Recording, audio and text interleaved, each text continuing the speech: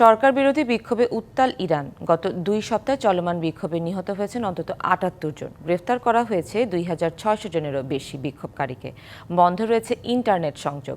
গত 28শে ডিসেম্বর অর্থনৈতিক সংকটকে কেন্দ্র করে শুরু হওয়া বিক্ষোভ এখন দেশটির সব প্রদেশে ছড়িয়ে পড়েছে। বিক্ষোভকারীরা একদিকে বিশাল জনসমাগম ও পরিবর্তনের আশার কথা বলছেন, অন্যদিকে হাসপাতালগুলোতে ভয়াবহ পরিস্থিতির বর্ণনাও উঠে আসছে। একদিকে সরকারি সিদ্ধান্তে আরোপ করা ইন্টারনেট ব্ল্যাকআউট এখনও অব্যাহত রয়েছে বলে জানায় পর্যবেক্ষক সংস্থাগুলো। যুক্তরাষ্ট্রের প্রেসিডেন্ট ডোনাল্ড ট্রাম্প জানান, যুক্তরাষ্ট্র ইরানের জনগণকে সহায়তা করতে প্রস্তুত। অন্যদিকে ইরানের সর্বোচ্চ নেতা আয়াতুল্লাহ আলী খামেনির বিক্ষোভ উস্কে দেওয়ার জন্য যুক্তরাষ্ট্রকে দায়ী করছেন।